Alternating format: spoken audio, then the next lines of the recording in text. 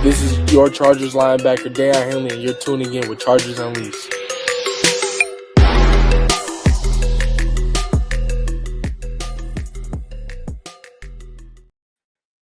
Welcome to another edition of Chargers Unleashed. Jake Hefner and Dan Wolkenstein here with you from the LA Football Network. If this is your first time tuning in the show, make sure to hit that like and subscribe button on YouTube. You can also follow us on Facebook, Twitter, Instagram, Spotify, and Apple Podcasts. Dan Wolkenstein. We might be a little bit late to this show, but wow, what a Thursday night football game that it was for the Los Angeles Chargers. Their final home game of the season.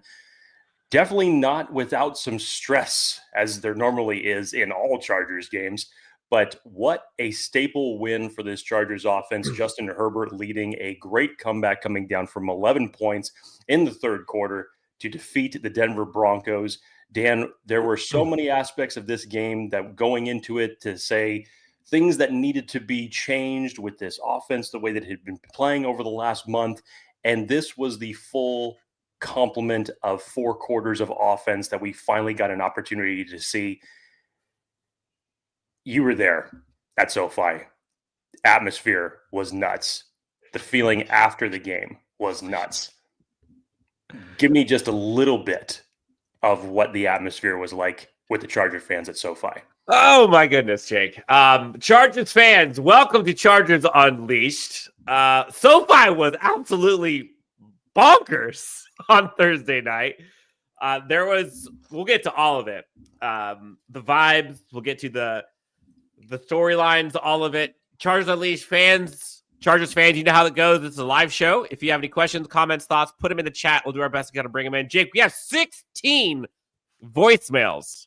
16 voicemails from Chargers fans we're going to try to get to today. Wow. And I gotta preface a little bit of this. Let's remember to try to keep it respectful. That's after I took away some of them that had far too many expletives and disrespectful things put in there. So 16 that made the cut, if you will. But, Jake, I think Chargers fans were all in agreement that first half felt like, I think I tweeted about it, it was the disaster bingo card, just checking off box after box after box after box. And it wasn't looking pretty. And SoFi went from really buzzing to crickets.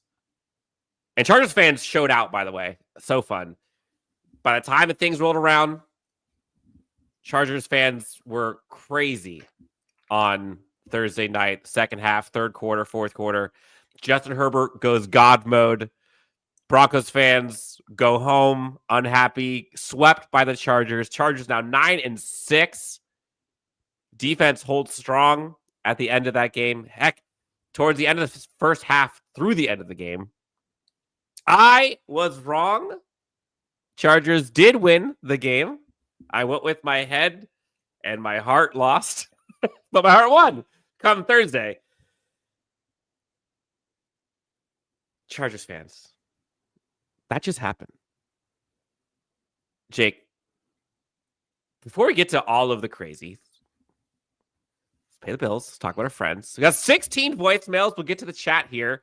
We have some apologies from Athir at some point. He went a little hot earlier this week. So much excitement, so many vibes, and Clark Kent turned Superman. Before that, Jake, let's pay the bills. I want to remind everybody that BetOnline is the world's most trusted betting platform and your number one source for everything football. BetOnline is every stat, every matchup, but even live odds and spreads to bet on during the games. You think you know your stuff? Get on a $200,000 mega contest and pick 5 games against the spread every single week for your chance at weekly prizes and a share up to $200K. When the game is over, head on over to our online casino and get on a game of blackjack or poker or on one of our 150 slot games. Head on over to the website today. That's betonline.ag to get on the action. BetOnline, the game starts here. I think all of us were biting our nails a little bit. I think all of us were a little irate, ballistic, upset, stressed, worried, scared, sad, whatever description you want. Yep. 21-10. And going back and watching that game after it was over again, it was so infuriating the way this Chargers team was enabling Bo Nix to seemingly do as close to nothing as possible. and still somehow have 21 points. And, we all want to sit here and call the defense awful at the beginning. But again, you look back at that game. It was. But if you look back at that game and you watch for a second, there were like back-breaking individual plays that kept those series alive for touchdowns. There was I remember there's a 3rd and 11 check down that goes 12. Ridiculous to a running back, turns into first down. There was the Bo Nix scramble up the middle on 3rd and something, turns into a first down. There was the 3rd down stop, turns into a 4th down conversion, again, seemingly every week. They were right there. Like, it was there. But again, like, fact is, they give up 3 touchdowns. But then after that, I think it was 2 field goals and I think 6 or 7 punts. Or 5 punts, excuse me. The rest of the game, including the last 2 drives of the second half for the defense. They held strong. They kept it in it. And Justin Herbert went God mode. One bad decision. Other than that, it was pretty electric. There are so many unsung and Kelly Clarkson singing heroes in this game. We'll get to all of them. Jake, what was it like for you watching what looked like a surefire loss turn into just a 5-point deficit, and then somehow Josh Palmer goes crazy and they get the 2-point conversion to go up 3? We'll get to the kickoff stuff here in a sec. Or the free kick, excuse me. But what was that like for you? That table turning moment of game's over to, well, it's a game now, to what? Wait, what? They're winning? Dan, I think you go back to just how that game started. That was one of the easiest 6-minute drives I had seen put on this defense all season. And like you said, it was 8 runs and 2 passes. Bo Nix didn't really have to do anything. And it took a good chunk of time off the clock to open it. Now, thankfully for the Chargers, they came back and they immediately responded.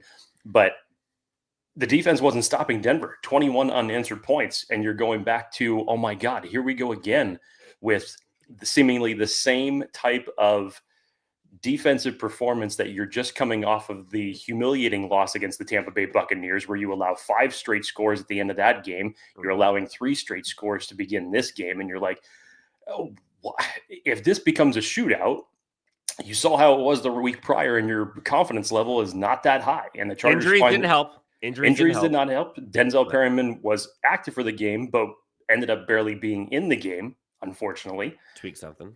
And you find yourself at an 11-point hole very quickly with the Denver Broncos driving again. And they were in position that they could have put the Chargers they probably could have put the game away if they had scored on that next drive. But they didn't. That shoe never fell. And then something changed.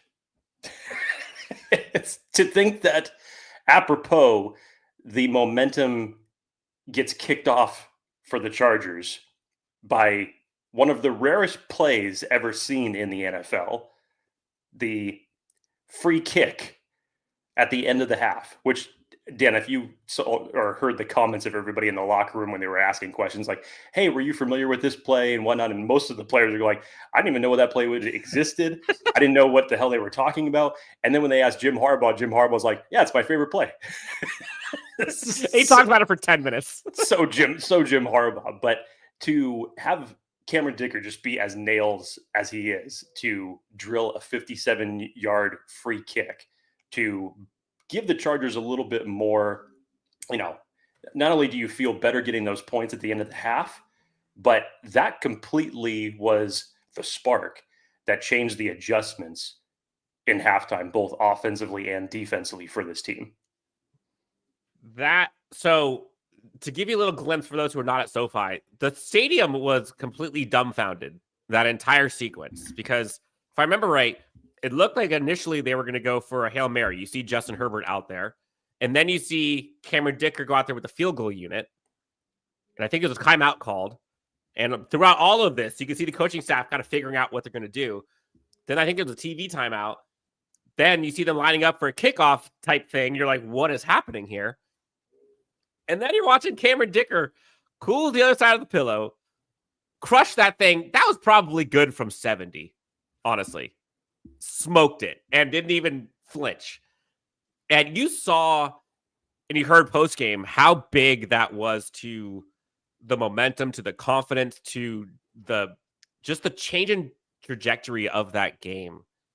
To have those free 3 points at the end, given all of the headwinds that they went through. And there was, by the way, if you haven't gone, credit to the Chargers photography team. They're unbelievable. And so huge shout out to them for the photos they're able to get. Amazing from this last game. I picked this one first for two reasons. Obviously, Cameron Dicker's going crazy.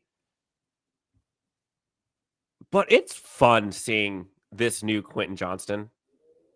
And did he have a drop in that game? Yes. But he also had a crucial catch or two in that game, one of which didn't count because he got a penalty that was negating it anyways for a first down. But you're seeing a confident Quentin Johnston. And you talk about this team rallying together, how everyone on that Chargers team went nuts with and for Cameron Dicker. And you see Quentin, one of the first ones out there afterwards to congratulate and to high five Cameron Dicker for that field goal. To cut it to 8, massive. Absolutely massive. Considering they had just on an interception, the Chargers defense gets 2 stops in a row. They get a free 3 points off of a kick that no one's seen in 50 years. But then you're thinking, man, this Chargers team is still going to be on defense first. And then I think they go, what, like a 7-minute drive in the second half? Took half the third quarter. I mean, it was still a while until the Chargers actually had the ball again, because Denver starts the second half with the ball. They come out and they start doing exactly what they were doing in the first half. And you're just watching the clock just get drained here. And you're like thinking to yourself that every single possession that the Chargers have, they're going to have to score to stay in this game. And then the Chargers ultimately get a stop. Denver Broncos are able to get 3 points off of it, so they're back up 11. Then everything changes. Jake, let's get some voicemails real quick, and we'll get some of these comments and questions. There's a lot of them here, folks, so I might have to cut some of these short because there's too many, which is a great problem to have. Either that, or maybe we'll save some for the next show. Jake, let's do first voicemail. Again, for folks who have not done so, you can always join the fun. Chargers Unleashed hotline, 323-902-7586. Again, 323-902-7586. Call in 30 seconds, please. 30 seconds or less, maybe 35. Some of these 3-minute, 4-minute voicemails we just can't do. I'm sorry. I know your feelings. Also, while we go through these, remember, there is a giveaway. It's sitting here to my left that we'll be discussing here momentarily. Signed jersey. Let's get the first voicemail. Jake, ready? Let's have some fun. Let's do it. First voicemail from the Chargers Unleashed hotline. Let's hear what they say. Yo, this is Wrigley from the UK. What an incredible game. What an incredible adjustment at halftime. I was about to go to sleep since it was like 3 a.m. over here. But what an incredible adjustment. We really need to take that into these next 2 games and really show what we're made of. Really start to level up for the playoffs now. Let's get into it. Get up your bolt, fam. Let's go. Shout out for the UK. Dan, I was telling you how important these last 2 weeks have been, especially after losing that game to Tampa Bay in the fashion that you did. It made this game that much more important. I know mathematically that if the Chargers had lost this Thursday night football game, that their chances of the playoffs were not dead. They would just have to win out their final 2 games in order to do so. Now there's just so much levity as it relates to the next 2 weeks. Not to say that the Chargers are not going to show up and play, but the Chargers can actually clinch a playoff spot tomorrow. If certain things end up falling, if Miami loses, if Indianapolis loses, they can officially clinch a playoff spot come tomorrow. But obviously, I would want to, from the Chargers standpoint, to go in, handle business against New England next week. Then you can take that final week against the Raiders, rest some key players as you gear up for the playoffs, something the Chargers have not gotten an opportunity to do. and then made the choice not to do them some years ago, if we all remember that. So it was a huge win, Dan. Honestly, it goes beyond playoff implications, in my opinion, what that game meant. It shut a lot of people up. It dropped a narrative about the Chargers. It changed a narrative about Justin Herbert as well. Look, whatever the hell that new brace was that he was wearing on his right foot, he almost wished he was wearing that the week before, because we were all thinking to ourselves, hey, Justin's going to be back there. You're going to have to scheme this up in order to be able to protect him.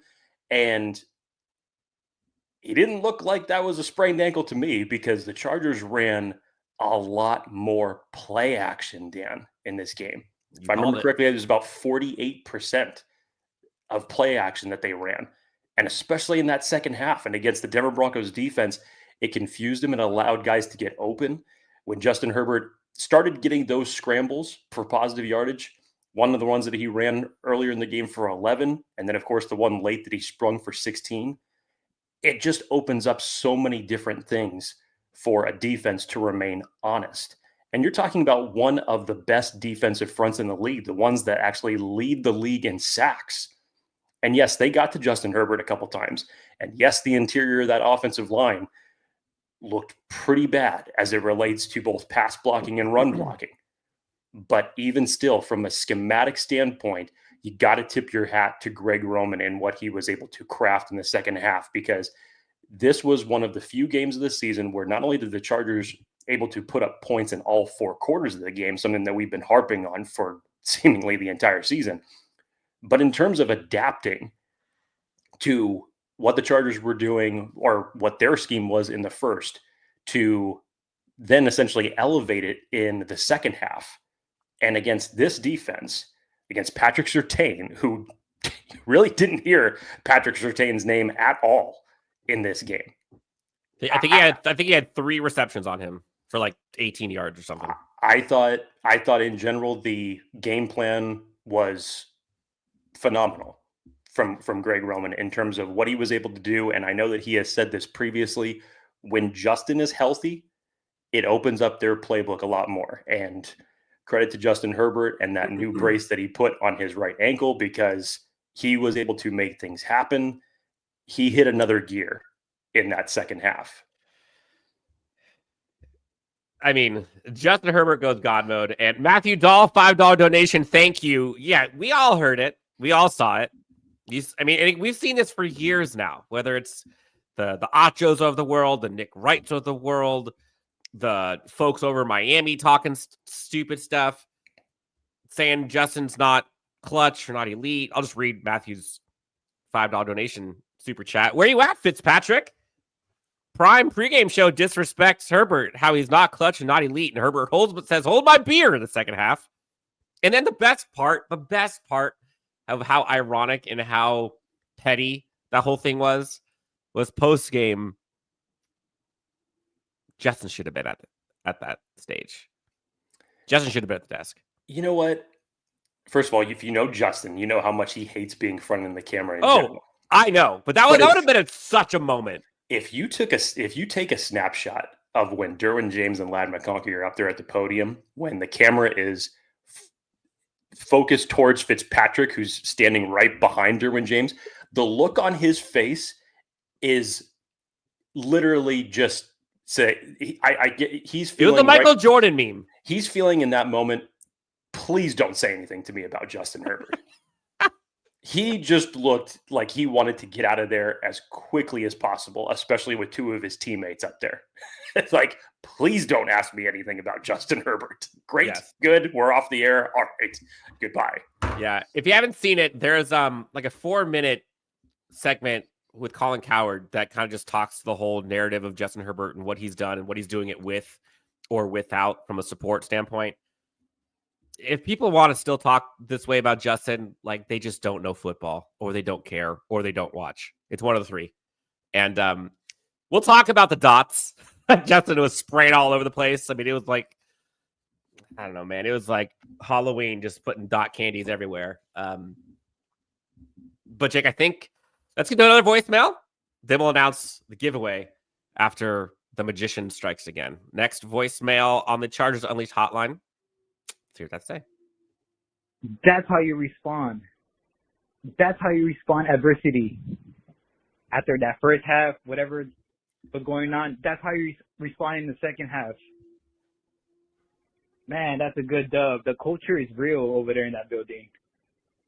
Chargers fans, enjoy this Thursday win and enjoy the rest of the weekend. Both up. That was the big question coming into this, Dan. How do you respond? Response required was the question. But early on, it didn't seem like there was much response until you got to halftime.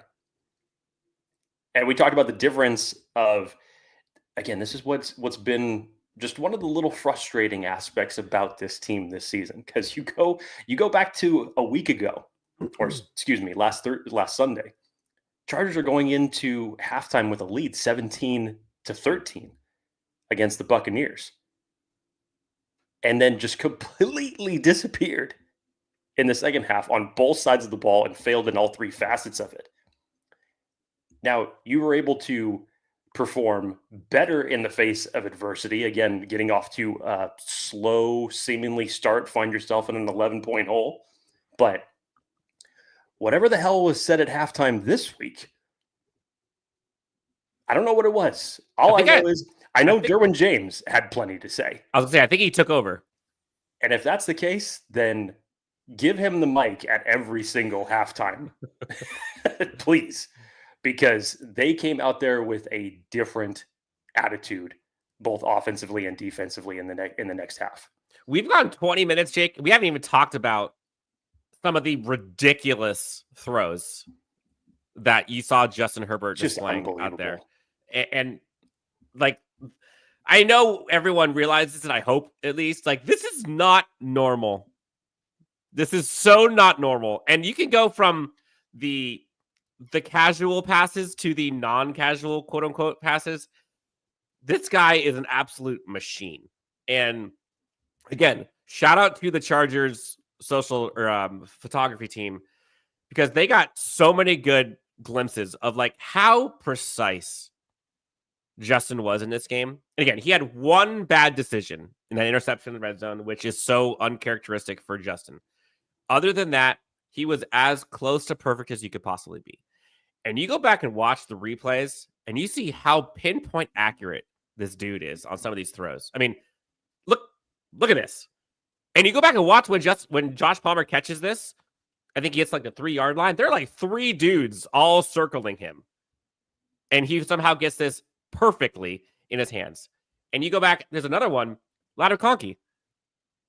You can't place this ball any better. It is in those hands. He's looking. Justin Herbert. Then we got the Darius Davis one, which we'll get to, where that's like SportsCenter top 10. Stone Smart had another great grab on one of his big patches. I mean, it was borderline fingertip grabs. Yep. Justin Herbert was automatic. And what they were able to do to get that touchdown, and again, shout out to the photography team. After that touchdown from Gus Edwards, I believe it was Gus Edwards that got it to, or was it Darius that got in the lead? That 2-point conversion attempt, the catch, the tip, the other tip, then the catch, then the toe drag, had that whole place going crazy. And through all of it, Josh Palmer got this Chargers team to somehow be up by 3. Cue in the Chargers Unleashed giveaway for this week. Unsung hero number 1, Josh Palmer. We've got a Josh Palmer signed custom jersey here. Authentic. Got the sticker. Got all of it. We'll be announcing the giveaway. This is what's coming next. Josh Palmer absolutely bails out the Chargers with a miracle. And you see Bradley Bozeman. Like, what just happened? If you watch the replay, you look at Lad McConkey afterwards, like, holy shit! He got it! But everyone on the sidelines going nuts. The stadium is blowing up. That ball went through seemingly 3 different sets of hands. looked like it went past McConkey, it went past the defender, it went past the tight end, into Palmer's hands for the tip, then goes in. And this was one of those moments where you see this Chargers team on the other side of it so many times. Hell, even against the Broncos. You remember that Cortland Sutton catch? I think it was last year, I believe. Like one-handed, you're like, how the heck does this always happen? Chargers go God mode. Slam the door. We haven't even talked about the Darius Davis one. That's what I was gonna say. Let's go back to the throw. Let's just call it the throw. We all know which throw we're talking about. I mean, Dan, what can you say about this? Honestly, there's very few that could make this type of a play happen that Justin Herbert ended up making. The degree of difficulty to, on one ankle, to move out to your left and seemingly be in the midst of getting tackled and get this throw off with enough power, strength, force to keep it from sailing out of bounds in the way that you're falling. And not only keep it in bounds, but it's on a rope. It's on a damn rope. And the whole way that this play, even in the first place, ends up coming about, you watch Darius Davis that entire play, and he's literally just goes to the side as like the last outlet option, as if it's going to be a screen pass. And then he blows up field.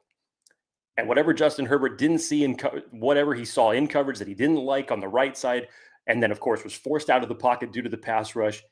And then to make that type of a throw under those circumstances is just absolutely unreal. You saw it all over social media, too. All over sports, and everyone talked about that play. And again, imagine if that was Mahomes throwing that, how long we'd be talking about this or hearing about this. People underestimate just how incredibly good this damn quarterback is, how strong he is, how tough he is, how resilient he is, how big he is. I mean, you're watching this dude stiff arm multiple players throughout this game. And he is putting the team on his back, throwing, like you said, on one ankle, across his body, moving to his left, throwing to a 5'2" Darius Davis, seemingly. Darius Davis is just doing a scramble drill. Shout out to him for making this happen. Darius Davis turns on the jets coming out of the side of the play. Justin Herbert anticipates it. I thought he was throwing it away at first. Nope. Exactly over the second. I mean, I've never seen that. I have never seen that.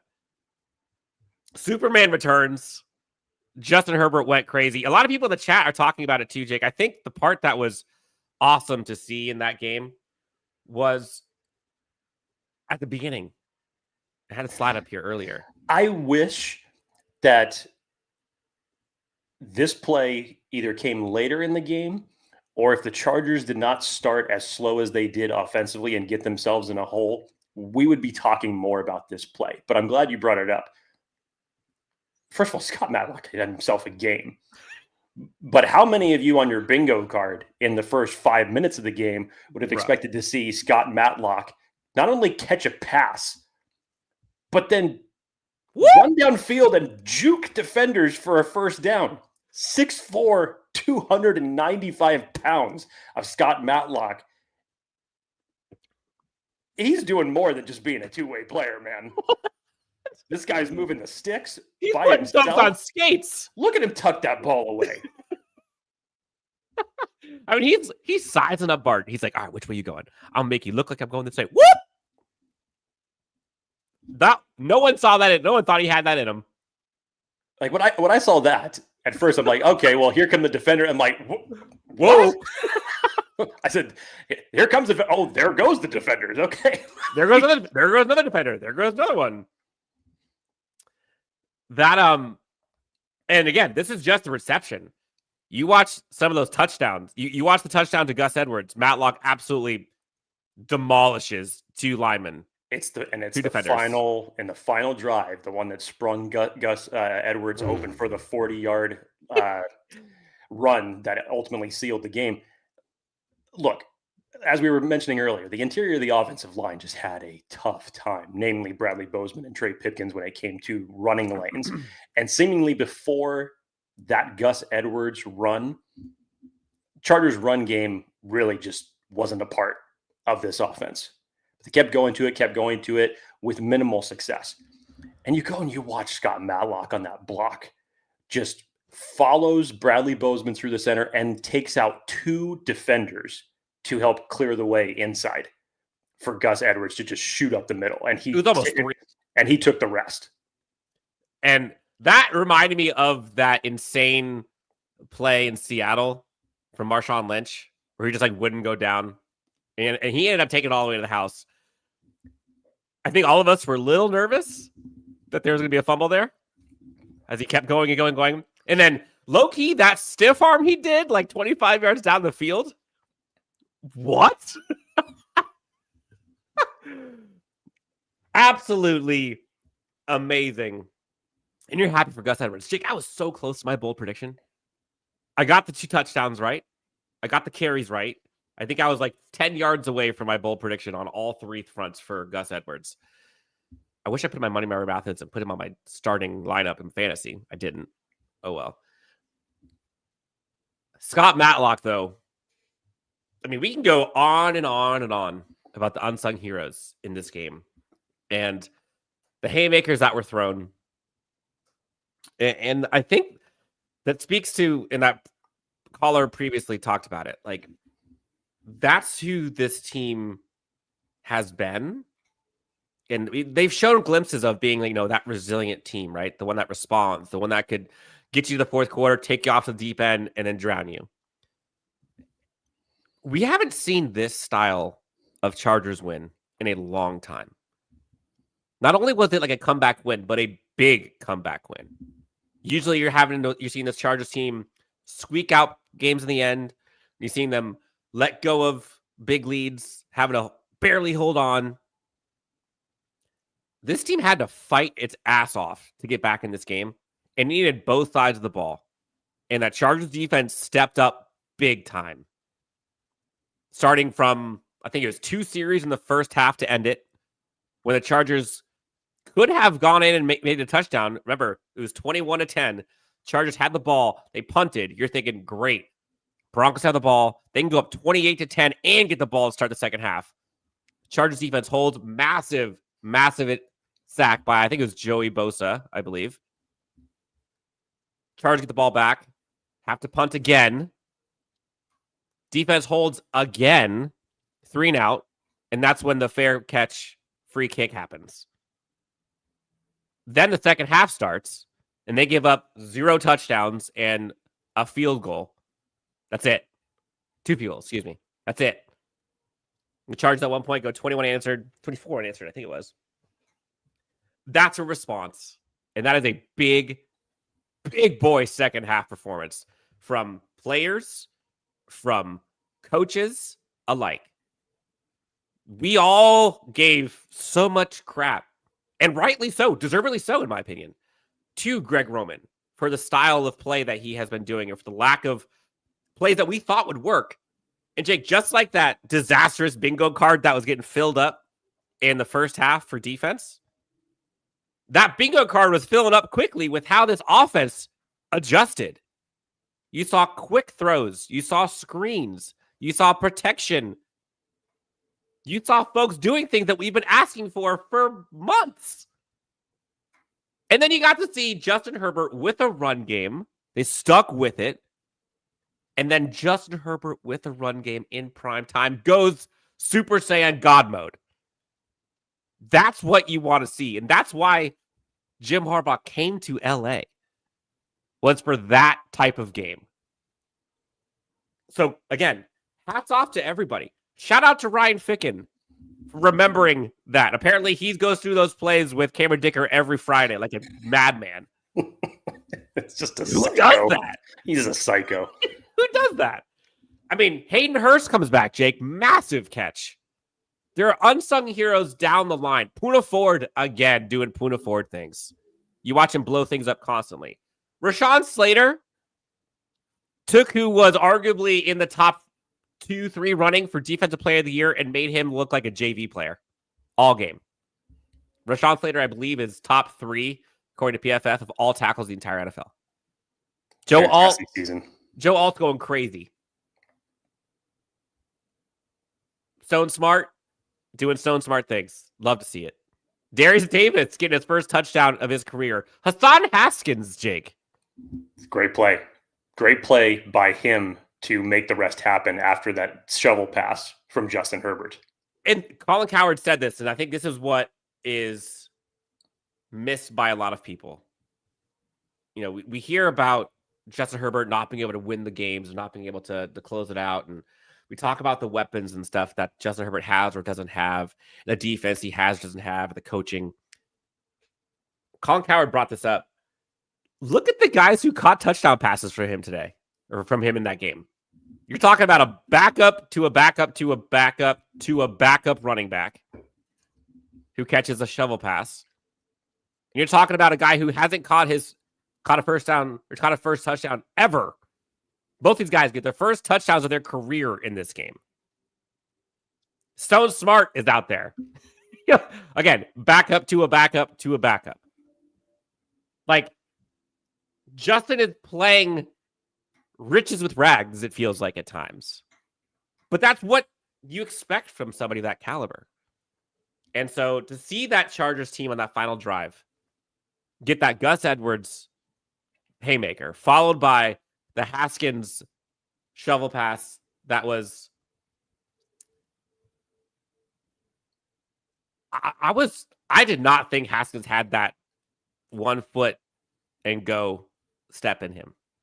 When he planted, he put that defender into another universe. Turns on the Jets, scores 6. Chargers are up 10. It's all but over. Got a little interesting at the end. But look what Justin Herbert is doing, and look who he's doing it with. And so the way that team fought, I apologize for the long ramble here, but the way that team fought just had that entire stadium going nuts. I can't imagine what Chargers fans are doing on the couch. And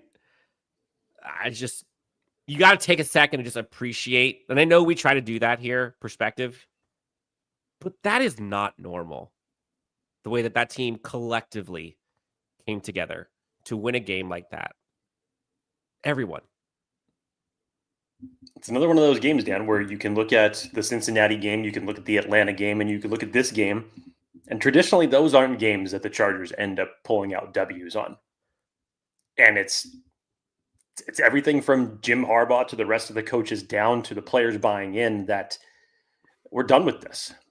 You know, I know you were at the game, Dan. Al Michaels felt it pertinent. I think it was in the middle of the third quarter that he started talking about just all the history of the Chargers blunders. He even brought up the Marlon McCree interception and just kind of started. Yes, he did. And started just kind of going down the line of the whole.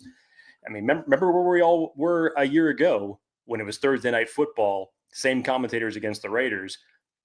They were saying chargering on Thursday Night Football, Al Michaels specifically. And so he felt at that time that it was pertinent to start bringing up just all the blunders of the Chargers past that have just seemingly kept them out of success in the NFL. That's why I think just everything was so apropos, whether we're talking about, you know, critics, Fitzpatrick, comments like that, to then just respond in real time. Something that wouldn't have existed through previous coaching regimes. Unbelievable. There were so many plays that I think Chargers fans were just like, I don't know if they had that in them. I did hear, shout out to the Guilty as Charged crew. Steve Hagel was saying how the announcers or the broadcast crew for Thursday Night Football was just relentless against the Chargers, and it sucks. But again, glad I was at the game because I didn't have to worry about that. A couple of questions here. Let's get to the questions and then some of the voicemails. Jake, you alluded to this to me this morning before we even got on the show. We saw people in the chat. A little tweet from Adam Schefter this morning. Apparently, there might be a receiver coming off waivers, possibly the Chargers. Jake, Diontae Johnson. Let's hear it. So Schefter tweeted this morning, Diontae Johnson, he projects to be claimed off of waivers come Monday. He says potential landing spots include the Chargers and Chiefs, but then he finishes by saying, if he even makes it that far. First of all, I'm not sure if this is Schefter spitballing, trying to connect dots. Obviously, from the Chargers standpoint, it's been well documented on if you match their receiving core to the rest of the NFL, would it make sense for them to bring someone like him in? Yes. For the Chiefs, obviously, seemingly they just bring in anybody that nobody else wants, and you see what they're able to make out of it. I'm not sure if this is as much of projection connecting dots as it might be with some legitimacy behind it for the fact that he singled out those two teams in his tweet. Make it that what you will. But again, as he mentions, if Diontae Johnson makes it that far, two potential landing spots, the Chargers and the Chiefs. Now, Dan, you and I had this conversation back when the news was first breaking about the tension between Diontae Johnson and the Ravens in general and them sitting him and not playing him. And again, just surface level for me, because it's John Harbaugh to Jim Harbaugh. I don't know if the Chargers would essentially make that type of a move. But I also think two sides of the coin. I also think I go back to comments that were made by one Jim Harbaugh back in the beginning of free agency when Jim just says, when it's free agency time and it's time to build this team, I'm Robin and Hortiz is Batman. So I don't know. Stranger things have happened. Take that tweet of what you will. Yeah, honestly, I think the Joe Hortiz, John Harbaugh connection might actually be more interesting in this one, because Joe Hortiz has like the power. I mean, so does Jim Harbaugh, but in terms of like looking at players and building the roster, like that's kind of his thing. And he knows folks over in Baltimore who made those decisions. So it's not just a coaching thing. I'm torn. Diontae Johnson as a player, 10 times out of 10 times, bring him over here. Diontae Johnson as a presence, I don't know. He was suspended by the team for conduct detrimental to the team.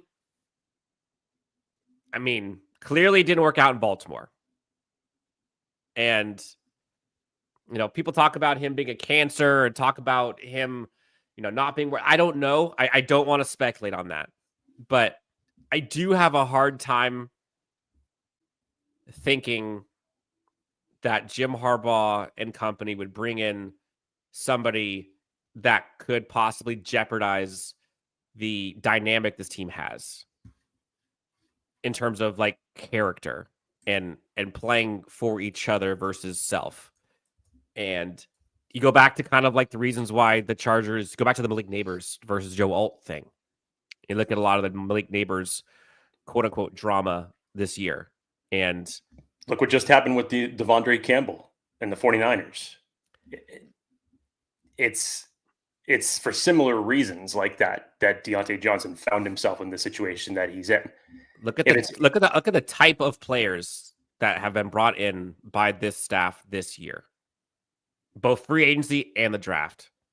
They just don't match up to a Diontae Johnson personality type. They don't. Now, could they say to hell with it? We're doing it anyways because we need that in a locker room in terms of we need that on the field. Maybe. But in order for them to do that, the Chargers brass, coaching, players are all going to have to buy in that they are going to be okay with putting those other things aside because this guy's got talent. And that just hasn't been the MO of the team. Now, there was somebody in here, just claim Johnson so the Chiefs don't. Part of me is like, yeah, amen, honestly. Because that would be, watch him go to the Chiefs. and watch him ball out for the Chiefs. Because of course he would. I hope he goes. The part that was interesting, Jake, is he said that if he makes it that far, because you'd imagine it would just be a playoff team that would put in a waiver claim for him. Makes sense. Yes. So what teams would that be before the Chargers, who are already pretty relatively low in terms of playoff seeding? Sure. You've got the Broncos. Maybe you go for, I don't know, the Bengals wouldn't do it. Colts wouldn't do it. Maybe you go Dolphins, possibly. If we're taking the AFC, I don't think. Look at the NFC. Maybe Commanders, possibly. Louser Bruin says that. I mean, there aren't that many teams ahead of the Chargers in playoff contention that need a receiver. There's not. But at the same token, if there's one thing that you take away from Schefter's tweet is that he fully expects him to be claimed by a team on Monday. That he says with a lot of certainty. I do too, honestly. I mean, he's a good player. It just didn't work out. And I don't know if we'll ever know what happened in Baltimore, but I'm fascinated to know. Louser Bruin says, Jake, I think when he refused to play and go after the injury for the Ravens, he cost himself money. I actually didn't hear that when he refused to go in. He cost himself a lot. Oh, he's cost him a lot of money for a lot of things. In that circumstance. But yeah, that's why I brought up the Devondre Campbell situation, because they were similar types of situations, not mirror images of one another. Obviously, there's been different disciplines to each player, different situations in terms of what was happening, but similar in that respect. I don't know. I just don't know. If I was using logic behind it, I'd probably say it wouldn't happen, given the fact that you have Jim Harbaugh, brother of John Harbaugh, probably knows much more than anybody does about that situation. I'm sure that they have talked about it. And then you have Joe Hortiz, who, Dan, as you mentioned, knows a lot of people in that Baltimore Ravens organization who ultimately ended up making this decision. But at the same time, we are gearing up for a playoff run. Yeah. Who knows what could possibly happen? Yeah, and it is weird because there's the macro and the micro of if it ain't broke, don't fix it, right? Like George says here, Chargers have a good thing going. Just roll out what we have. Macro, sure. Micro, if you look at just the receiving core, is it a good thing? Do they have a good thing going in that receiver room right now? I don't know. Obviously, like there are more pressing issues, I think. You know what Chris brings up? Need interior offensive line. No one's coming through that door right now. That's going to have to be an offseason thing. But I kind of am with George. Like, this team has an identity, has a certain personality type right now, and has kind of this gritty, all for one for all type thing. And I just would rather not lose that. Yeah. But I also at the same time, like, do you think they would lose that? Would the leader of men type like Justin Herbert, Derwin James, Khalil Mack, Jim Harbaugh allow that to happen? Like, I don't think so. But Dan, you also wouldn't have thought, given the fact that you have John Harbaugh as your head coach, who runs a similar type of ship in terms of building that type of winning culture, you wouldn't have expected something like this to happen, especially after they traded for Diontae Johnson at the trade deadline. But like player specific, you think about the alphas on this Chargers team that are like leaders of men, like Khalil Mack, Derwin James. It's a different situation because we like to talk about how much the change of scenery for Christian Fulton, Elijah Molden, Tahir Tart has been from coming over to the Tennessee Titans to here. This is a completely different situation, in my opinion. Yep. To put a bow on this, I would be highly surprised if he ended up going to the Chargers. I don't expect it to happen. I'd be shocked, honestly, if they ended up claiming him on waivers. Yeah, I guess to wrap it up with you, Jake, you've heard Jim Harbaugh talk a lot about he trusts nobody more than his brother. And I can't imagine Jim Harbaugh going against something his brother has previously done. Take it for what it's worth. Next voicemail. Got a lot of them. See what I have to say. What's up, guys? Kevin here, also known as Squeezy in your comments. Just want to keep this real short. Greg Roman isn't the main issue of this team. Get this team some more talent. They'll be just fucking fine. Great fucking game.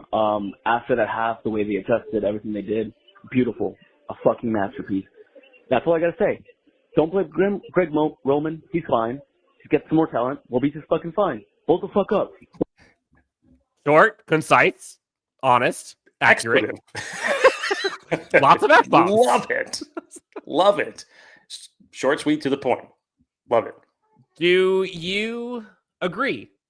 Is it more of has it been a Greg Roman issue or personnel issue? It's both. It's both. We're not going to sugarcoat that. We've talked about it times where, especially over the last month, you face a majority of man coverage against opposing defenses, and you had stretches where outside of Ladd McConkey, your weapons just were not separating.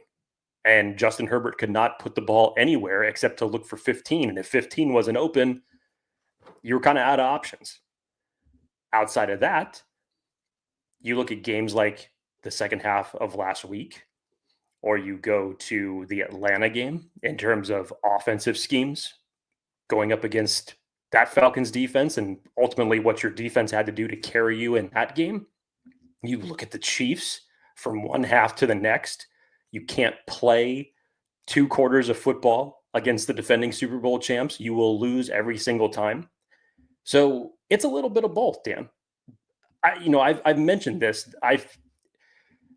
Early in the season, I had always felt that there was going to be some growing pains with this team. They were going to stumble at certain times. Mm-hmm. However, when you had 14 games of inconsistent offensive production and hadn't seen 4 quarters of offense played up until Thursday night, it had become beyond a notion of a concern. It became a trend. Yep. And something that you didn't like to see. And that was why a lot of the glaring heat was going on Greg Roman, and in some cases, deservingly so.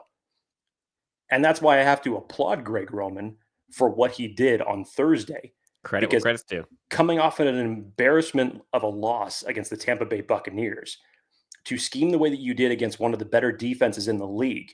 And this is part of the reason why it's so funny that it doesn't make any sense, because Tampa Bay surrenders a lot of points and surrenders a lot of yards, and the math doesn't add up. And now you're going up against one of the better defensive teams in the league, and you schemed a terrific game and the best one that you've had all season long. And you did it without certain weapons. You did it without a starting running back. You did it with a quarterback on 1 foot. You did it after allowing 3 straight scoring drives to the opposing offense. And you were able to fight your way back. It's resiliency, it's response, and most of all, it's adjustments. So you got to tip your hat to Greg Roman for this one. Yeah, and I hear a lot of people talking about, Justin throwing to 10 different receivers and spreading the ball around, who he's throwing it to. Don't look now, but Bo Nix did the same thing. Bo Nix completed passes to 10 different receivers in that game. Now, look at average depth of target, like it was not even close to the same. But how Justin was able to do this and how this team kind of rallied together and that complementary football starting to take shape in that second half, I thought was just a thing of beauty. And I kind of, if I had to lean one way or another, I kind of would rather just ride with our horses and not do the Diontae thing. But I mean, it'd be exciting if they got him for sure. There's upside there, but it certainly comes with risk. As for Greg Roman, I thought he was great. I thought he was great in that game. That was the best play calling that we have seen from an offense so far this year. Again, Chargers at 34, they could have easily hung 40 plus in that game. Going up against the number 1 scoring defense, tied the Chargers in the NFL. So, Jake, you and I were talking about worst case scenarios prior. What if this Chargers team lays a dud, right? What if The offense is slow again, can't score. They limp into the playoffs, hopefully. You're not feeling good. You're not feeling confident in this team. But instead, they just rack up 34. Justin goes crazy. Offensive play calling looks fantastic. Complimentary football. Team shows heart, grit, resiliency. Does it really matter now how good or bad the offense looks these next 2 weeks? You just saw it against a stellar defense. Your confidence level is so much higher going into the playoffs because at least you could say, I've seen it. You've seen it. How high can the Chargers go in the playoff seeding? I don't know. We'll get to that here in a second, Jake. We'll talk about potential matchups, folks we want to see. Next voicemail. Got a lot of them here. I don't know if we're going to get to all these today. Next voicemail. Let's hear what they say. This is JT in Iowa, and I'm trying to think of the most annoying things in the NFL. The Arrowhead, the home of the Chiefs. But you know what's the most annoying thing in the history of football? The Denver.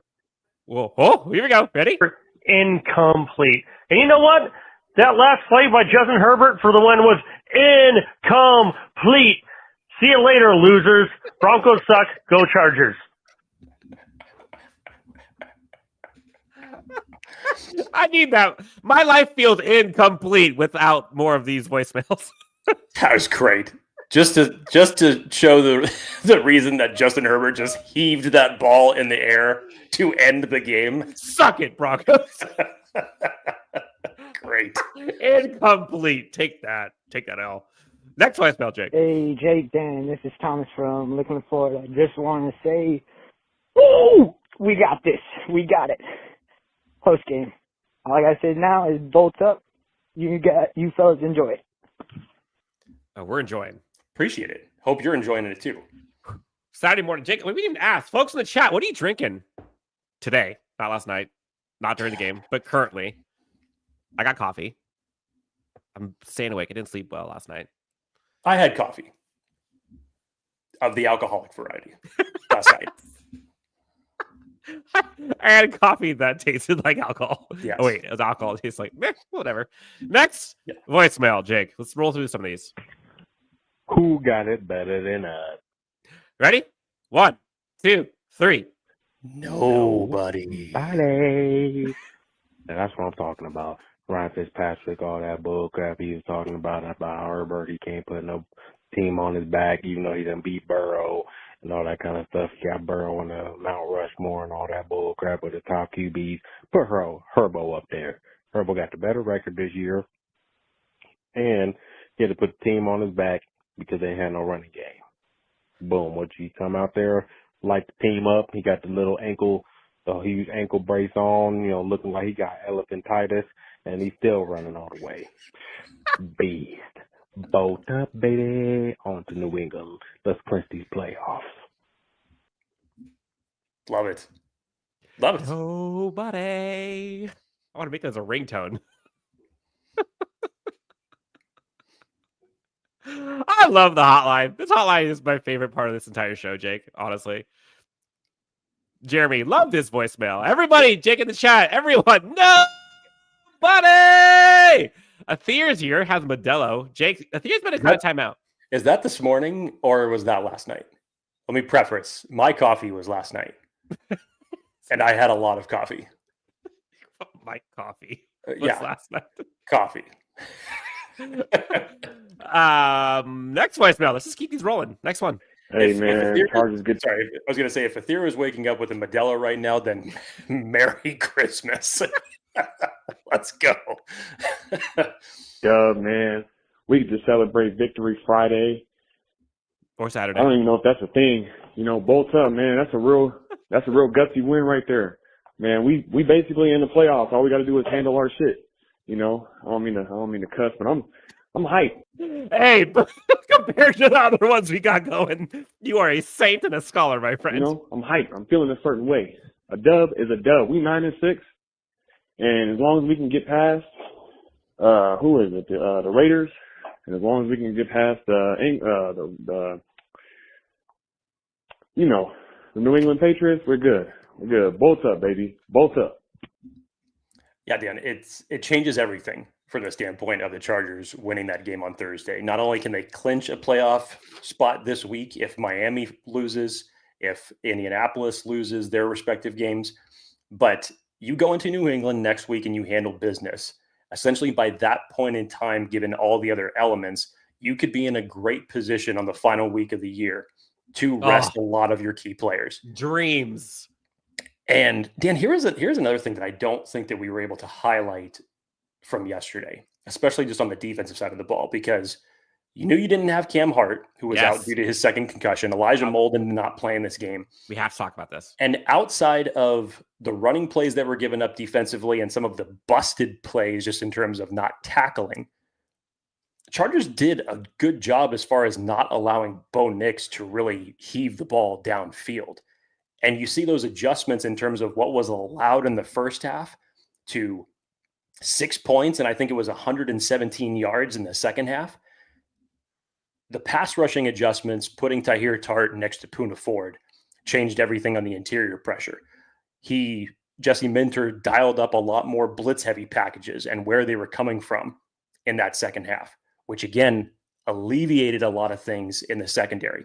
I thought Christian Fulton overall had a very nice response, given the game that he had against the Tampa Bay Buccaneers, which was not good. Collectively, given the fact that you had Denzel Perryman on the field for seemingly felt like 2 minutes, you still had to weather that storm on top of it. And his presence not being out there surely has been felt when it comes to the opposing team's running backs over the last month. So again, to do this and to make these adjustments with the personnel that you didn't have out there defensively when you were already in an 11-point hole, Jesse Minter turned it up in the second half. And look who he's turning it up with. I mean, did anyone know who Kendall Williamson was prior to this week? You've got Dean Leonard out there now. You've got Marcus May in and then out. Tony Jefferson is your starting safety alongside Derwin James. And they say, screw it. I'm putting Kendall Williamson out high so that we can put Derwin back in the box. Jim Harbaugh's favorite name on the roster, DiCaprio Boodle, was out there. Look, I mean, this is, again, what we're talking about with like the roster, right? And the horses. Look at the names. Some of these guys aren't even on this team last week. And this Chargers team is doing it. Denzel Perryman comes back and then not back. They've got a Boygby who's kind of been a ghost this entire year. Was in there, I think, for one tackle, if I remember right. You got Marcus May was in and out of the game.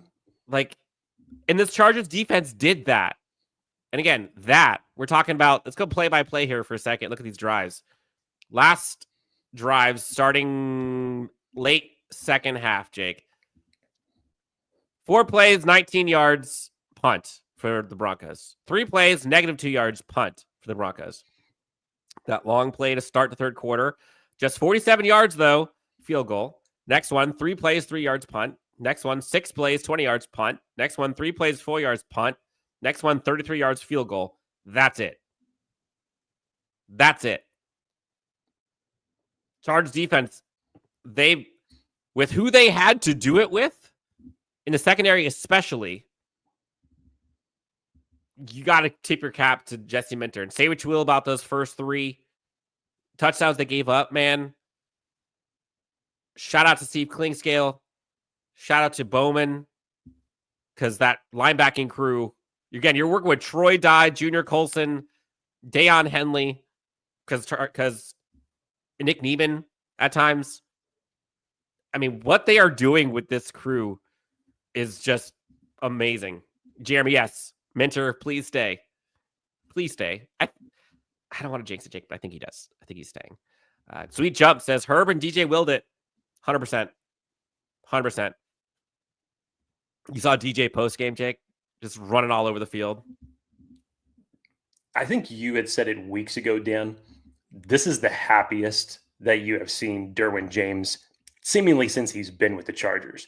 Yep. And it's what you saw on the field, on the post-game show at the booth, and then seemingly after every Chargers victory when they're all in there, and Jim Harbaugh is breaking everybody down. Derwin James seemingly gives Jim Harbaugh like a hug every 30 seconds before that whole speech is done with. not just on Thursday, but I'm just talking in general. He is so happy to be a part of this team right now. And his leadership and everything else has, I think, bled through that locker room in the best possible way. And you could see it in his play. Jake, we got Broncos fan here. He says that free kick was BS. What about it was BS? It was your player who hit the player that caused a personal foul. It's in the rule book. Was it wild? Sure. Have you not seen it in 50 years? Fine. But your player hit the penalty. Well, talk about Mile High says refs won. Missed me with that. I will fully admit that, in my opinion, was pass interference. Nine times out of 10, that's pass interference call. I will not debate that. That should have been a flag. I was very surprised that there wasn't one thrown. Very surprised. But there were some penalties that were picked up. There were flags that were picked up. There were some calls that were not made. There were some touchdowns scored by said Broncos who were complaining about the refs that shouldn't have been touchdowns. So it went both ways. It went both ways. Mile High says, but as long as you beat the Chiefs, I'm happy. We're in this together. We are in this together 100%. But this is the other part, Jake, and this is what I found similar to the Chiefs game. Broncos did good. Like, that's a good team. Like, you go back and watch, Bo Nix played about as good as he could. No interceptions. He played pretty efficient. The Broncos had a running game for once. There really weren't that many blunders. There was a reason why we were worried about this game heading into it. It's a good team. It is a very, very good team, and in a similar situation to with a young quarterback that they had over there that is still devoid of some weapons that they could use offensively, much in the way that Justin Herbert, we talk about what year one of Jim Harbaugh is to what year 2 and year 3 is going to look like with different personnel. Same thing for the Denver Broncos team over there, but their defense is legit, and you have a quarterback in Bo Nix who essentially at one point in time was in the rookie of the year conversation with Jaden Daniels as far as this overall quarterback class. So I said it leading up to this game. You were going to see a very different Bo Nix than you did when you played him in week 6. And I felt like you did. He was efficient. He was mistake-free, essentially. It's a good team. And there's a reason why it's been nearly 15 years since the Chargers swept the Denver Broncos. It's been a long time since that's happened. And it was a hell of a game on Thursday. Yeah, I'm with you. I will say, you caught the big run it on the play sheet from... That was so stupid. And it totally bit him in the ass, too, when, ironically, they just said, never mind. I'm not running it in the second half. It was good in the first half. You're yes. Good idea. Yes and no, but Dan, this has essentially been the idea of opposing offenses going all the way back to the Baltimore Ravens game. Atlanta came early with it with Bijan Robinson the following week. You saw the Chiefs doing it and how ultimately they were just able to wind down that clock by positive yardage, putting everything into third and short situations, making it easy for Patrick Mahomes to convert. You saw what Bucky Irving did to you single-handedly last week in the Tampa Bay game. It would make perfect sense. And I thought those first several drives, hell, even in the beginning of the third quarter, that the Denver Broncos had a great game plan and they were executing it well because, truthfully, in that first half, Denver Broncos were owning the trenches. The pass rush was seemingly non-existent. You weren't able to stop any of the running backs, whether it was Williams, whether it was Estime. You weren't able to do it until you didn't. And that's when we talk about all of these things in terms of response. How do you go out there and make a play? How do you go out there and you make some of those defensive adjustments to stop the bleeding? And thankfully for the Chargers defensively, they did that, and it gave their offense an opportunity to go down and score 21 unanswered points and get them back in the ballgame. I didn't see this, Jake. Matt Waters, shout out to Vidal for decleating a Bronco on Justin's 18-yard keeper. I got to see that. I mean, again, Justin put them on his back on a gimp ankle, is running, and he, instead of just going out of bounds, he wanted the smoke. He took that shot, got right back up. I mean, this guy is I don't know what he's made of, but it is something different. It is absolutely something different. The second Broncos touchdown brought back Herbert to Eckler memories. Same play, Lombardi playing the hits. Second Broncos touchdown. Was that the rollout in the flat on the right side to running back, I think? Yeah, that looks like Eckler. I'll give you that. I think that was when he had Thule. And Thule was kind of in no man's land. We either went to the quarterback or went to the running back. Either way, he was screwed. Look, soda popped 101. Oh, I like that. All I know is the Chiefs don't want to see the Chargers or the Nuggets play. Or the Broncos. Chargers or the Broncos in the playoffs. I mean, you can't argue that, honestly. If there's one thing that we're in solidarity in, when you look at the ways that the Chiefs have beaten the Chargers and the Broncos this year, a blocked field goal when it was basically a chip shot when the Broncos had done a great job to get that ball into scoring position, and then the doink for the division, which really pissed me off the following week that the Chiefs ended up getting Harrison Butker back, and then Butker is going down on one leg and missing field goals the following week after the doink for the division. Yeah. Sky Gray. Justin makes some of these throws look so easy. I don't think people ever realize how ridiculous his ability is. It just looks so effortless sometimes. Many NFL fans don't see that. And many NFL fans just don't watch Chargers football, and they just look at box scores. And that's okay. Let them, whatever. Don't get triggered anymore. It's not worth it. You know how good your quarterback is. Absolutely unreal. Next voicemail, Jake. Ryan Fitzpatrick is clenching his teeth doing this post-game show, knowing that he did something wrong.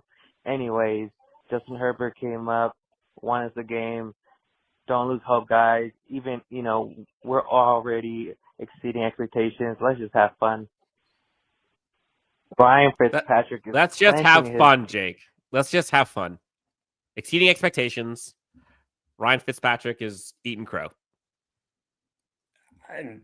Next question. We already talked about the Ryan Fitzpatrick thing. Again, just in perspective.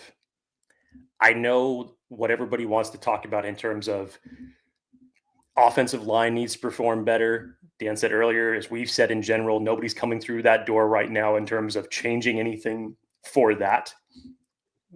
This is the least amount of talent at the weapons that Justin Herbert has probably had since he's been in the NFL, and most likely will have the rest of his career. I hope. But to think that you're now in a better position than essentially that you have been since Justin Herbert has been in the league, back in the days when you had Keenan Allen, Mike Williams, Austin Eckler.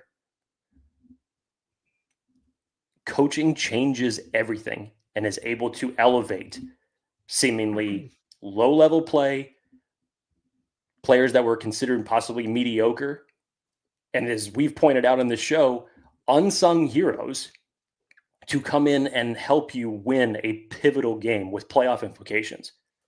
Coaching has been devoid of this team since the days of Marty Schottenheimer, and it was all about talent, and you'd hear so many people talk about the Chargers are one of the most talented teams. They could do something this year. And it never ends up happening, which is where this whole idea of charging came from in the first place. Look what you're doing now without seemingly that batch of talent.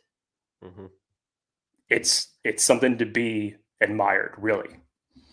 It is. Again, giveaway. We'll be announcing it on X, but you guys are first clue, first to know. Hit the like and subscribe. You have to be a subscriber to qualify for this. We'll send out the details. But unsung hero, we talked about it, Josh Palmer. We have a signed, custom Josh Palmer jersey here. Unsung hero from Chargers victory against the Denver Broncos. And we'll have another one next week, Jake, just because, you know what? It's the holidays. We're in a giving spirit. Look out for that. Question: which team are we going to face in the playoffs? A couple ways to look at this, Jake. Which team do you want to play in the playoffs at the beginning? And which team do you realistically think we're going to get based on the seeding?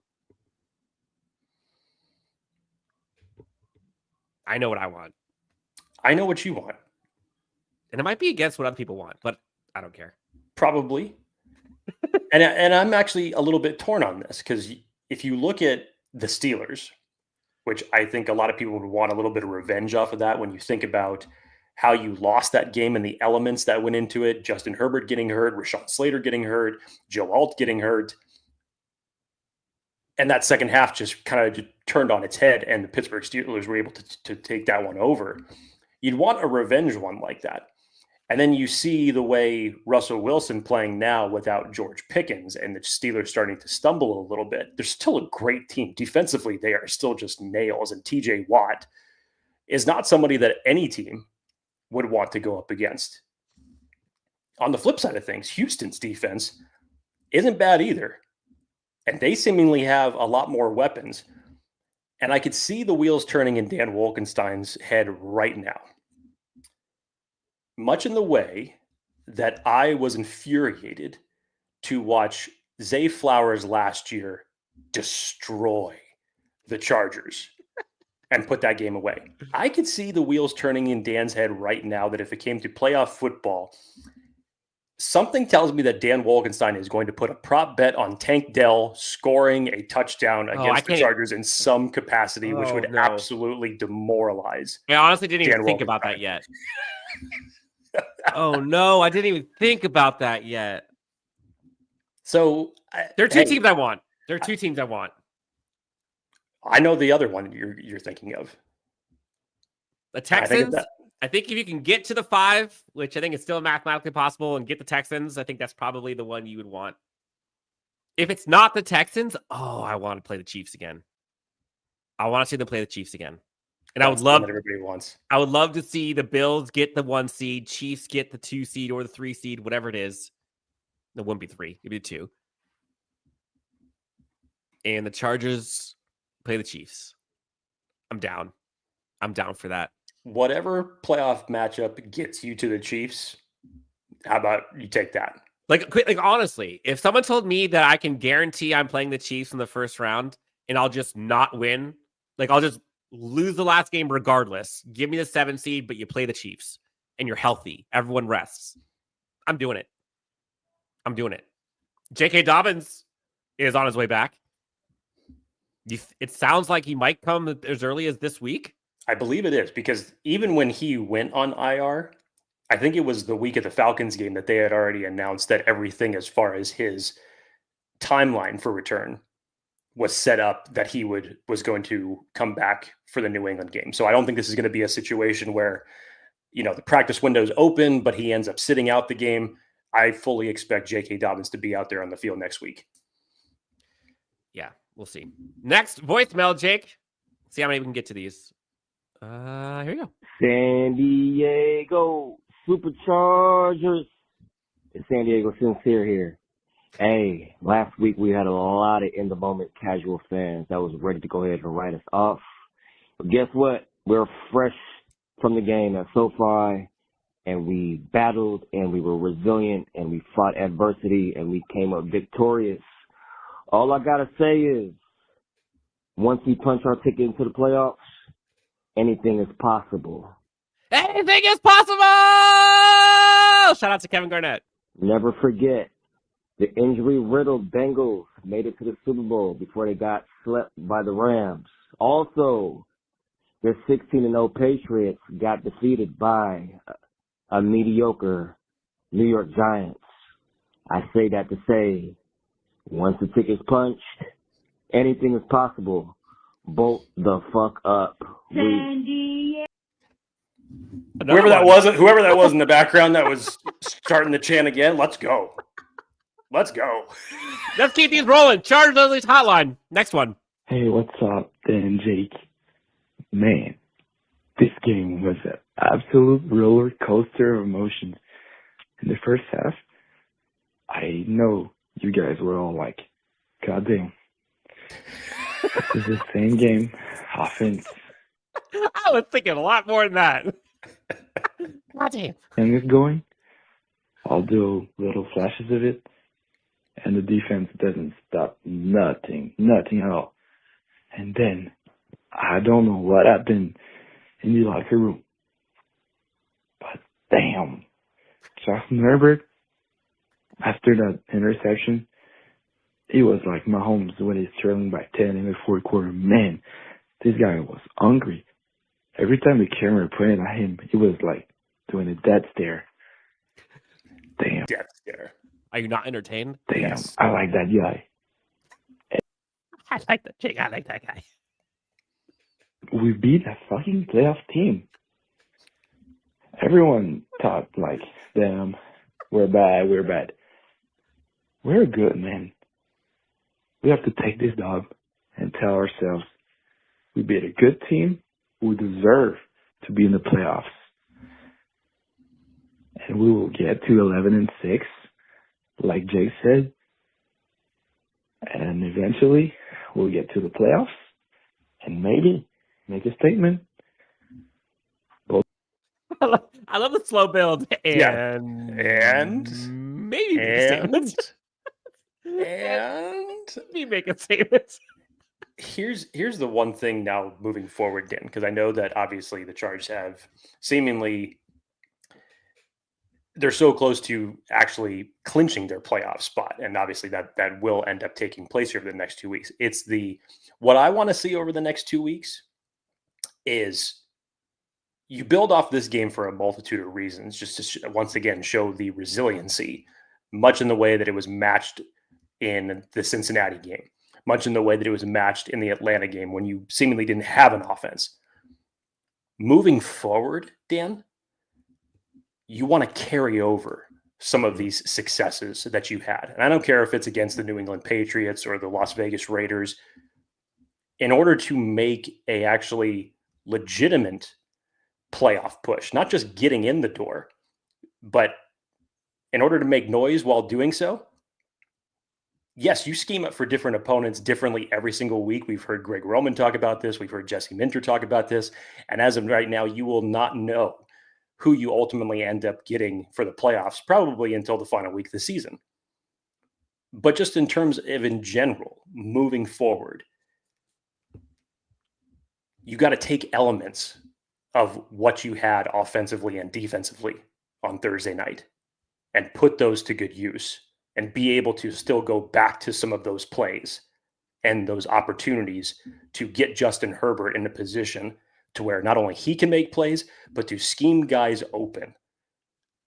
I expect your running game to improve dramatically in the next 2 weeks. And hopefully that is a catalyst of what you carry into the playoffs as well. But use this game as a building block moving forward. Yep. I agree. Daughter got in here. Avery, can you say go Chargers? You look beautiful. I love your princess dress. I will. We're almost done, honey. Okay. Jake, next. Voicemail. Let's get to it. Oh, what's up, guys? I meant to call after the Buccaneers game. Oh, this is the guy that screams into the phone in agony, by the way. Here we go, baby. Yes. Now I know who I this is. meant to call after the Buccaneers game. But between getting out of a 4-year relationship and getting blown out of the freaking water, 40 to whatever the score was, it doesn't even matter. It's been a rough weekend, and I don't get phone privileges of the psych ward that I'm admitted to right now. But I'll tell you what. Wait. He's on the phone, so I think he's kidding. I hope he's kidding. For the record, if you are not kidding, please get help. And I'm so sorry. I'm so happy the Chargers got this victory for you. You've had a rough week. Nobody deserved that win more than you. Both up, guys. Great. Oh, man. Okay. I think Oh, what's up, guys? All right. That was a long one, so I have to close off. Next one. Both up, guys. Great game. Love the show. First time I've called this season. Dan, Jake, you guys are great. You're right there at the top with Lowe and Matt Money and the Charger Media. Love you guys, man. Just wanted to throw a couple of little Real quick. No, we're not. First of all, no, but appreciate the kind words. Definitely. Yes, thank you. No, we are not. Points out there. Even close. I mean, look, I'll take it. If he wants to lie to my face and say I'm great, sure. I keep listening to a lot of people trying to find out or figure out what the identity of this offense is. And I remember Greg Roman coming in on board, and he told the media when they asked him, is this going to be a run-first, run-heavy identity? What's the identity of the offense? And Greg Roman specifically told them the identity of this offense will be dependent on the games that they play week to week. There's no identity. They have a winning culture. This team has a winning culture. Win or lose, they lose games. They still have that winning culture. Let's love our nation, love the Chargers, stay fired up, and I know we're on a winning team. So, hey, guys, you guys have a great Christmas, and keep up the good work. God bless. Same to you, man. Thank you so much for calling in. Really appreciate that. Appreciate just the love for the Chargers fans everywhere. It's a different culture. Culture is a word that Chargers you haven't had synonymous with the Chargers in nearly 20 years, and it shows. Yep. Let's keep these rolling, Jake. Hey, what's going on, guys? This is Gerald G Money from Connecticut. Friend of the show, G Money from Connecticut. Regular caller, love it. I gotta tell you, what a great win for the Chargers. What a great response after last week's big disappointment. Jim Harbaugh, he's the man. I mean, he's got this team changing the culture, believing for this organization for the first time in a long time. Justin Herbert carried his team on his back and put on a great performance. The defense struggled early in the first half, but then that Cameron Dicker kick, that kick for 57 yards, that really jolted the team. I think that jolted the entire country watching that game, world watching that game. It's like, what is happening? It's because there was so much buildup to it. You know, the commentators are confused about what's happening. And then you actually have a decision on what type of play you want to run. So the Chargers have to take time to do. And essentially, it's at the end of the half. There's zeros on the clock. So you've got all the time in the world to make this decision. And they took a while before they even went out and kicked it. And then even when Dicker, remember this? Even when Dicker went out to kick it, this was the best part, Dan. I'm not sure if you saw this. This was a great tracking moment on the actual game. He goes out there to kick it. The Broncos call timeout to ice him. And the camera follows Cameron Dicker because he runs to the sidelines, puts up the kick prop, and puts one in the net really quick, folds it back up, goes right back out, and drills a 57-yard field goal. Ice this. It was one of the best camera moments I'd ever seen in any type of game that focused on one player. It was awesome.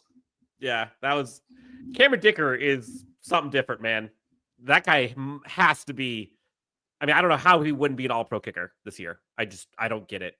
Given the moments he's been in, given the kicks he's made, like what? Literally historically great run right now that Cameron Dicker's on, and you just ride that cool as the other side of the pillow. The defense stepped up and played fantastic. The offense, I think, all game long was very solid. Now at 9-6 and at the tiebreaker over Denver, back to number 6 spot and inching closer to a playoff spot. I want to know what you guys think. I love you guys.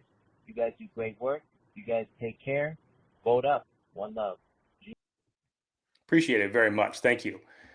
Dan, overall, it's kind of what I was saying a couple minutes ago. Everything about this game in terms of the resiliency and the response from the Chargers was phenomenal. Justin Herbert hit a different gear. Unsung heroes in this game. The biggest takeaway for me is how do you take this and how do you build off of it? Because we've seen them play inconsistent before. And this is not me trying to bring the mood down a little bit, but you go from that really emotional win in Cincinnati, given all the elements that were in that game and how the whole flow of that game ended up happening. Then it was Baltimore the following week. Then you had the Atlanta game where your offense just couldn't show up, but your defense carried you. You say, okay, well, how does the offense need to respond? And then you have a slow start against the Kansas City Chiefs. And ultimately, in the fashion that you ended up losing that game, and then a 40-burger gets dropped on you from the Tampa Bay Buccaneers. Embarrassed. Take what you did in this game and use it as momentum to ride into the playoffs. It's the best thing that I could possibly say. And now you think back to those midweek press conferences after that embarrassment of a loss. And you think back to what Greg Roman talked about and what Jesse Minter and Jim Harbaugh talked about of kind of putting it on themselves to make it not a trend, acknowledging the embarrassment, pushing through it, being resilient. How do you respond? Like they knew the task at hand. And then to spot 21 and to then realize after that crazy sequence with the kick, like, we got this. You heard players afterwards, post-game, say, literally, once that kick went in, we knew we had it. That's belief. That's buy-in. That's resilience. That's grit. That's all those fourth quarter things happening that you saw at training camp. Like, that was not a Chargers victory we're used to seeing. It's just not. And I think that's what made that so euphoric for me, honestly, at that game. This doesn't happen to us covering this team, to fans watching this team, to the players playing this game. You think about Derwin, how happy he is. You think about Justin Herbert and what he's been through and how hurt he was in the brace and him pushing through in that "are you not entertained" moment in that game. You think about Joey Bosa getting a sack in that game with all he's gone through. Josh Palmer struggling so far this season. Miraculous catch. 2-point conversion. Quentin, massive catches as well. Gus Edwards pushing through. Huge. Darius Davis gets his first catch. Hassan Haskins doing the dirty work. Scott Matlock. Tyre Tart. Poona Ford. I mean, the list goes on and on and on and on and on and on and on. How many dudes contributed to this? Dean Leonard. Tarheeb Still. You got Elijah Molden out. Cam Hart out. Alohi Gilman out. Marcus May out. Asante Samuel Jr. out. And they're still doing this as a secondary. Absolutely unreal. And this is with this roster. Like, this is the part that's wild to me. Jake, you and I talked about this a couple weeks ago. I would rather have an average roster with superior coaching than superior roster with average coaching every single time. And at some point, you need your horses. You need some dudes, right? But when it's all said and done, coaching can make up for a lot of bad stuff. Dan, I go back to something that Mike Lombardi said on the Pat McAfee show before the season started. And there's not a lot that I actually agree with Mike Lombardi about, but he was spot on when he made this statement. This was before training camp started. This was after the draft, leading up to it, just talking about what teams could possibly make noise. He said, as it relates to the Chargers this year, it's not going to be about who has the most talented roster. With Jim Harbaugh at the helm, it's going to be who has the most connected roster. Yep. And Dan, you've talked about connection multiple times this year, especially in terms of just how it feels different compared to previous coaching regimes. You have to say that that notion has been met in spades. I mean, we can go down the line. We talked about Scott Matlock earlier, gave him flowers. Lad McConkey, I mean, the dude's going to break Keenan Allen's rookie record for Chargers history and receptions and yards. Like, the guy's unreal. DJ Chark, people bringing up his block on the run. I mean, Kamani Vidal had some good runs, had a great block. I mean, it goes on. Stone Smart. It goes on and on and on. Hayden Hurst. Like, it is unreal. We're not even talking about the big horses. We're not talking about Derwin and Justin and Khalil and Joey and Rashawn. Like, not even touching those guys. What this team did and who's doing it is just a masterclass in what coaching does to a roster. Chargers Unleashed hotline. Got 3 more. Let's plow through. 323-902-7586. Victory Saturday after a victory Friday after the Chargers victory on Thursday. Next voicemail. Gentlemen. Jake. I always like a voicemail that starts like this. It means I take you on a journey of Chargers past.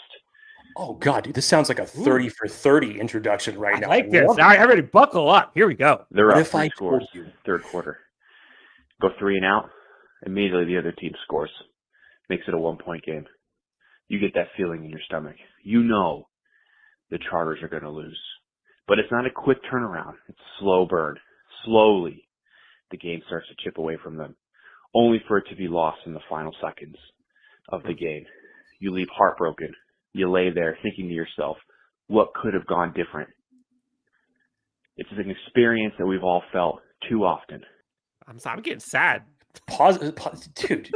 First of all, can this be like on an audiobook or something like this? Like narrate my life. Just imagine closing your eyes and just listening to this and just having to visualize everything. Going back.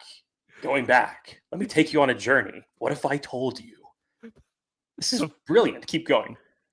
But not today.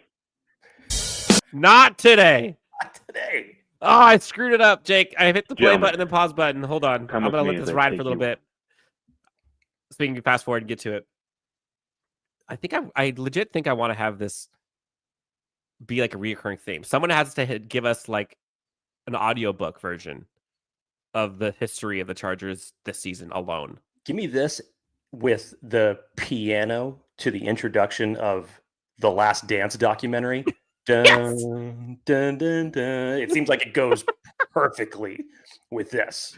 Yes. Let's see where we're at. Gone different. It's an experience that we've all felt too often. Here we go. But not today. Today, we were fortunate to experience the other side of that. The Chargers. The autumn wind is a pirate. Says Jeremy L. Chargers down 8 points in the third quarter. The first time they touch the ball in the second half, they are down 2 scores. They go down, they score, and then force a punt. And you get that feeling in your stomach. Oh, here we go. Here's the arc. And win this game. But you don't believe it because it's unfamiliar. You don't trust it because you haven't seen it enough. Like a child who got their heart broken by their first love. You just... Time out real quick. First of all, this is beautiful.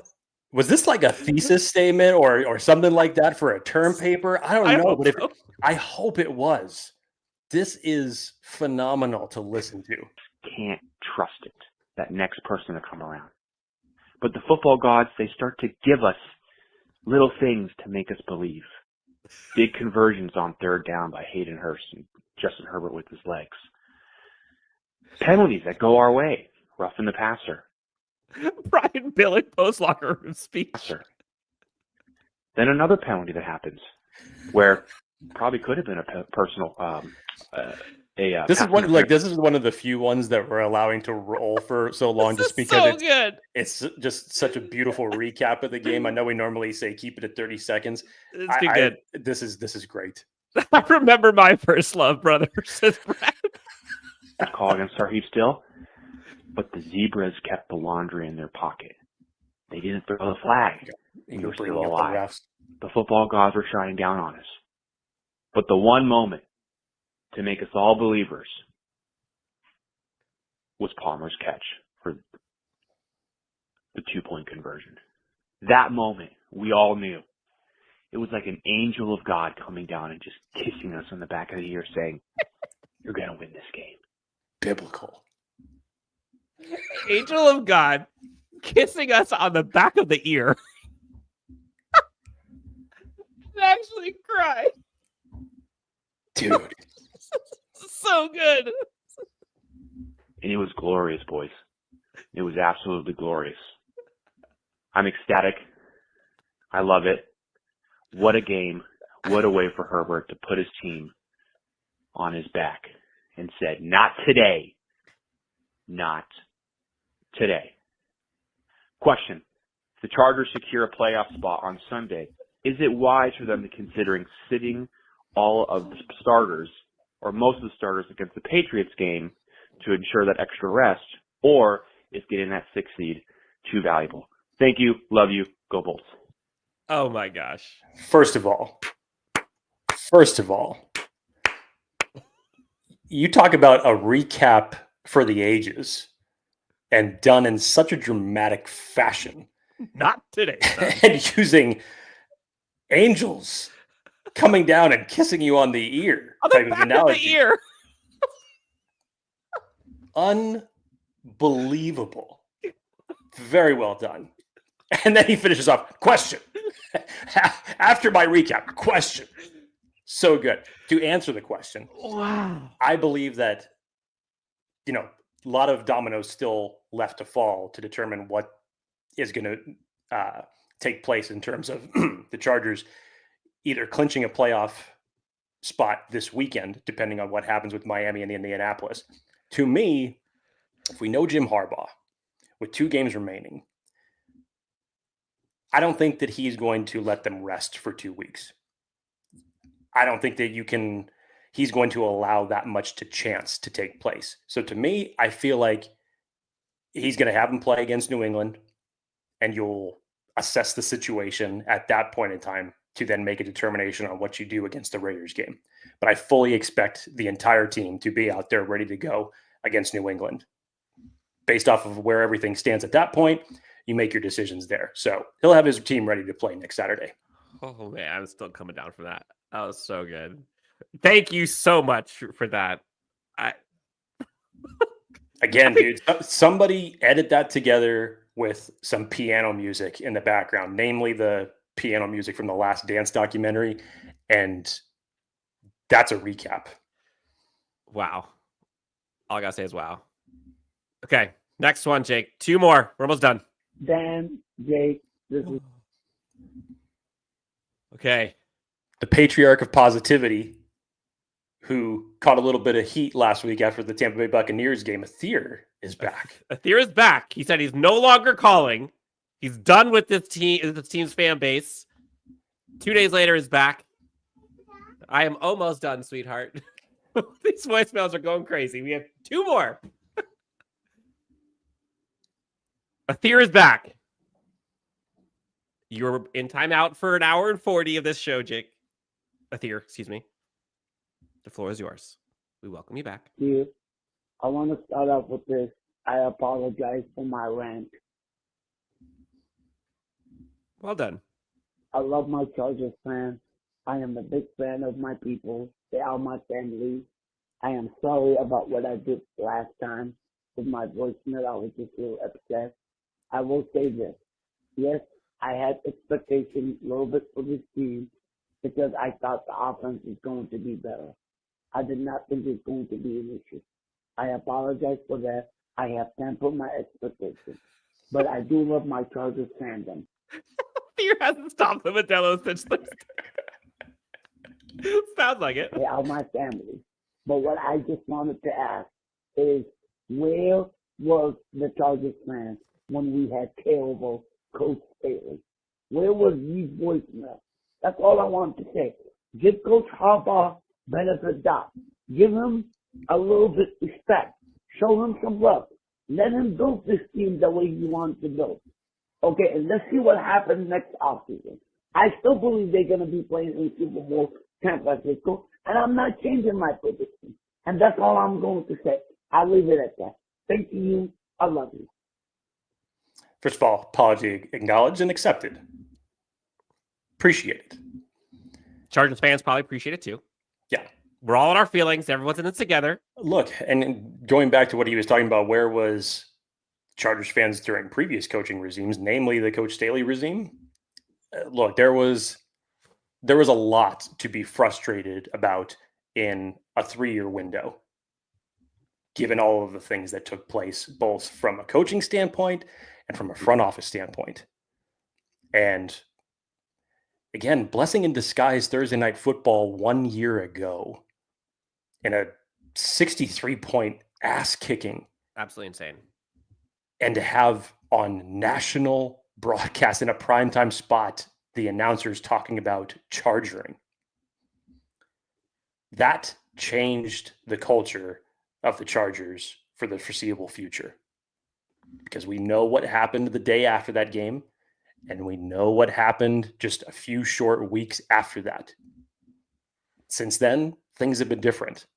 And as Dan and I have said, coaching and culture specifically is something that has eluded this team since Marty Schottenheimer. It's changed the game. Yep. Go Sun Devils as well. Shout out Jeremy. Jake, I can't believe my Sun Devils have a chance to be in the championship. You're hyped. Let's go Scatterboo. Yes. Brad Spicoli. My girlfriend just asked me what I'm laughing so hard about. I can't stop laughing, crying.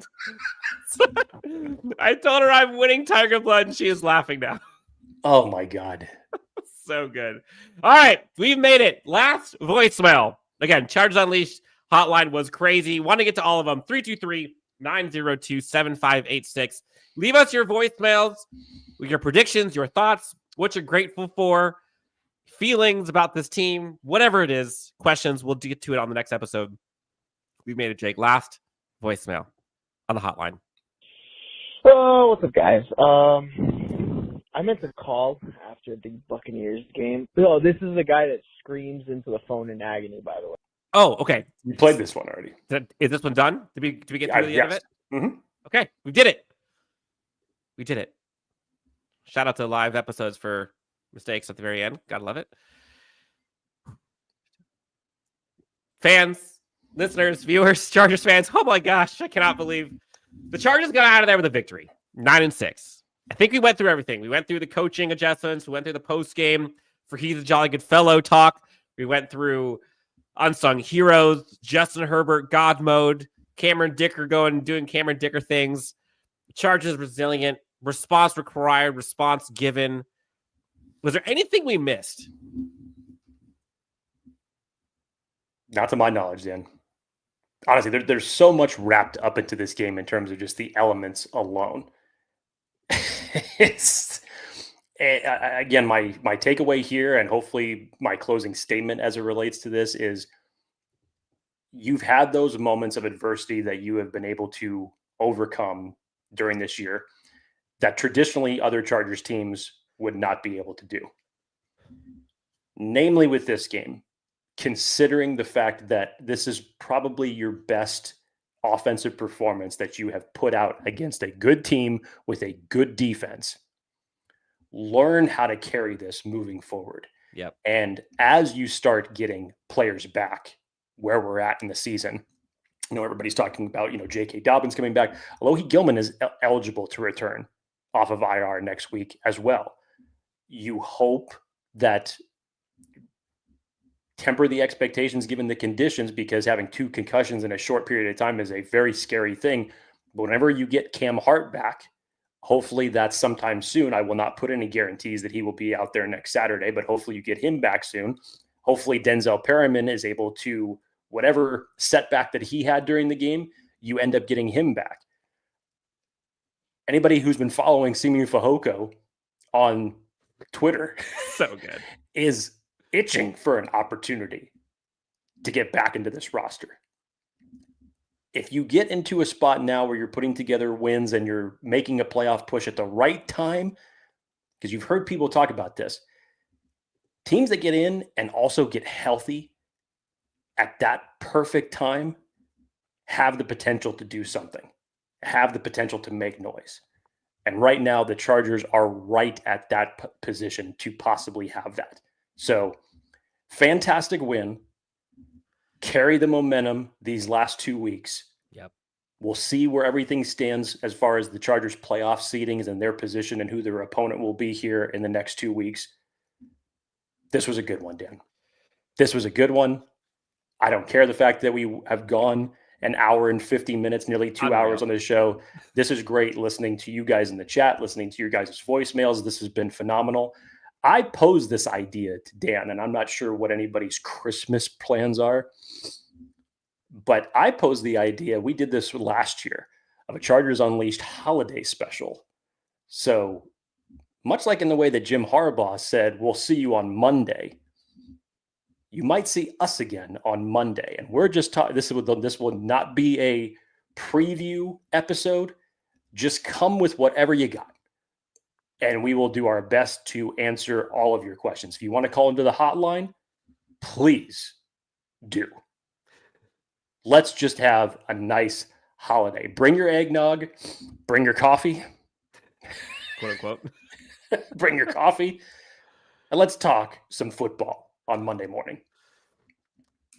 Look, this was fun. This is one of the more fun episodes I think we've ever done, Jake. The hotline was incredible. Shout out to some of those. Thank you all for the kind words as well. This has been such a fun ride this season, and hell, the last 5 seasons that we've been doing this now. Holidays are a special time, and not to get sentimental and mushy-gushy here for a second, but there's a lot of shit going on in people's lives, good and bad. And there's a lot that we can be sad about. There's a lot that we can be frustrated about, but there's a hell of a lot that brings us together. There's a hell of a lot to be grateful for. There's a hell of a lot of joy in this life. And from us to you, from me to you, Jake, from everyone of LAFB, thank you all for the kindness, for the happiness, the joy, the frustrations, the feelings, but the togetherness that this season has brought us. And we're very grateful for all of you. Enjoy the holidays. Have a Merry Christmas, Happy New Year, Kwanzaa, Hanukkah, whatever it is. We love all of you, and we're just getting started. This is just the beginning. Please do us a favor. Take 2 seconds. Hit the like and subscribe. Helps us out a ton. We have a giveaway that we'll be announcing here shortly. Other than that, enjoy football today. Go Texans, first and foremost. Hopefully we see Dolphins, Colts lose. Chargers can kick the feet up.